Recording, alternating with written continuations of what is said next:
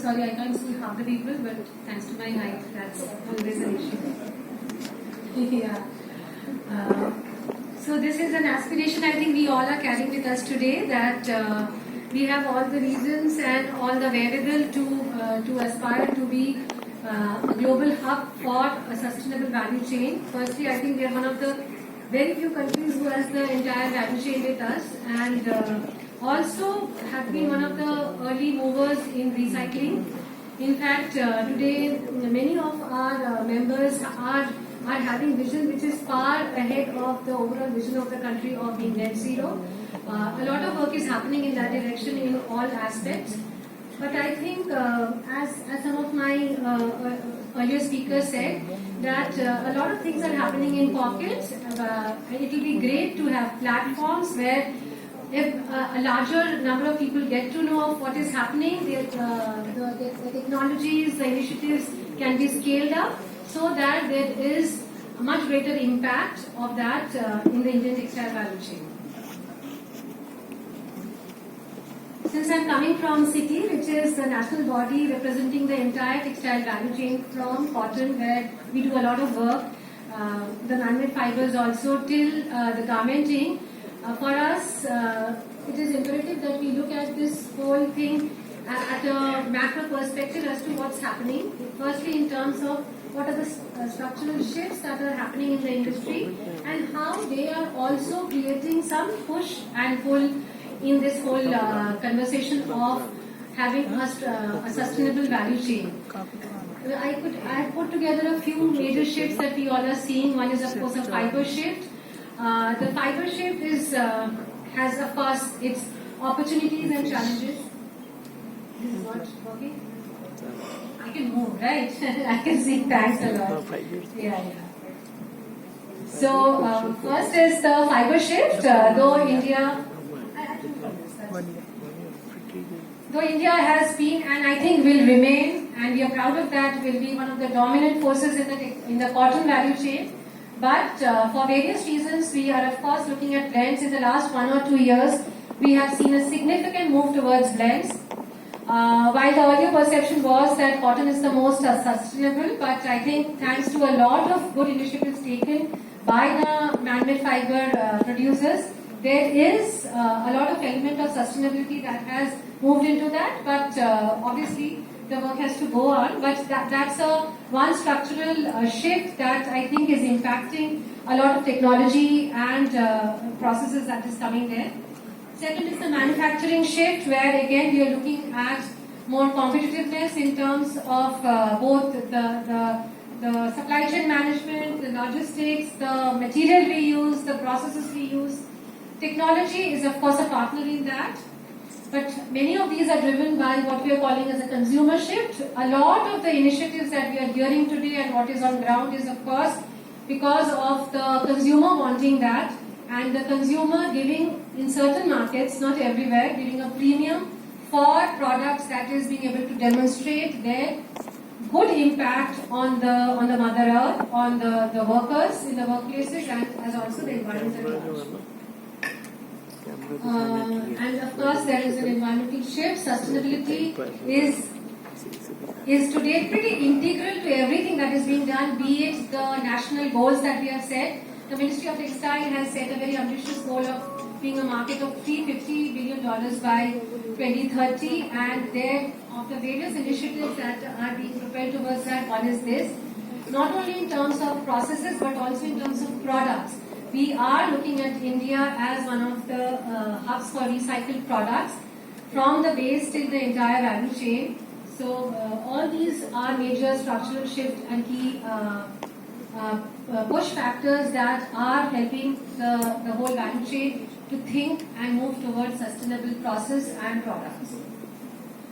There are various key areas which one needs to look in when we are talking of sustainability.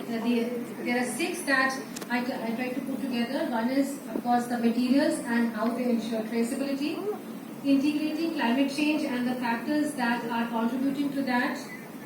Of course, chemicals is an important aspect in that.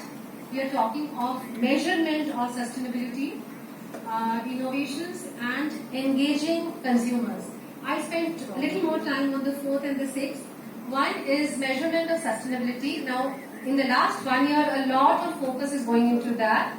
We are hearing of ESG and reporting frameworks. There are a lot of due diligence frameworks. There's a huge opportunity there because as business support organizations, we see that that's a great move because we are moving away from a very top-down approach of audits and compliances to a very bottoms-up approach of looking at due diligence, integrating all stakeholders from the grassroots up because most of the due diligence frameworks are also talking of how to have meaningful stakeholder engagement, be it the workers in the factory because they are the first level of the foot warriors who are ensuring that there is a sustainability across the production process, be it the managers, be it the supervisors, be it the consumers. Consumers are going to be a very important driver in this, engaging them through good reporting frameworks that you do and you put on the public platforms like the websites, annual reports, and of course you have a lot of legal documents that you need to put that today.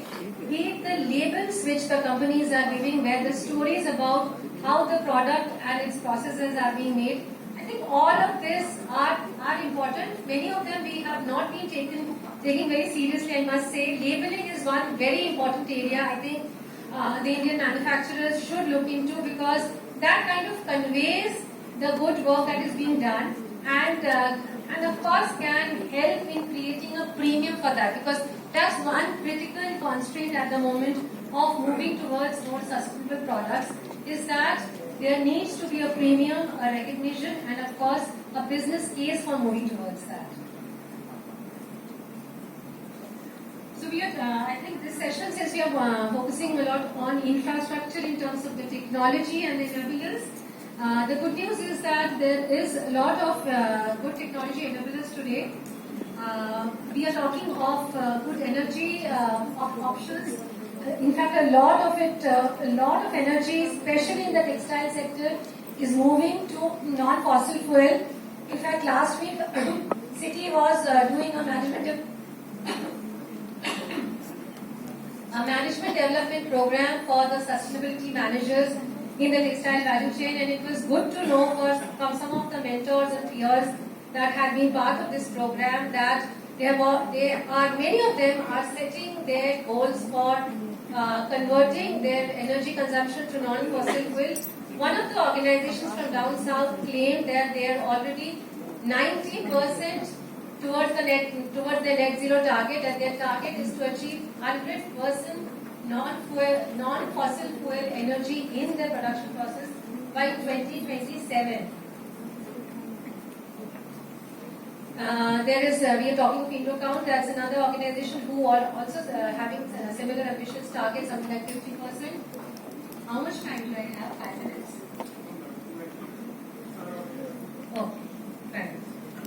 So, some of the external factors which are driving us and maybe speeding up a few of this, these are few of the EU regulations I thought I'll just highlight because they are here and now and are calling for better technology integration in our processes to ensure that things like digital passport, things like traceability, many of these have to be ensured now for many of the countries. We know that Germany, France and a few other countries are already adopting some of this, and hence the products that are moving to the global markets have to offer these kind of requirements for which the technology enablers will play a big role. Of course, at the demand side, while we see these kind of regulations coming not just from EU, US, Korea, Japan and others, the good news is that India itself also has its own regulations that are coming in place. And on the supply side, a lot of initiatives are coming. India is working on in fact, the CPCP and the associations and TRAs are working towards the best and available technologies in line with the EU VAT. There are a lot of UNIDO green technology initiatives happening. One of them, which is being driven by Euratex, an organization similar like ours, which is a body of the European textile and apparel manufacturers, are also working on a project called ReHubs. I'll just put together a few of the features of the ReHub, which is seriously looking at how to map the textile waste, how to manage that, how to monitor that, and how to see that's been going into the closing the loop process.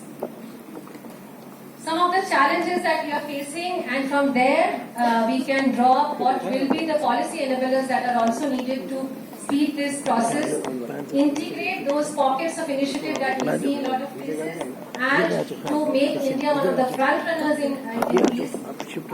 So some of these is the first that I wanted to highlight is the empirical data. Now we know that a lot of this reporting, especially the environmental factors, are very data driven.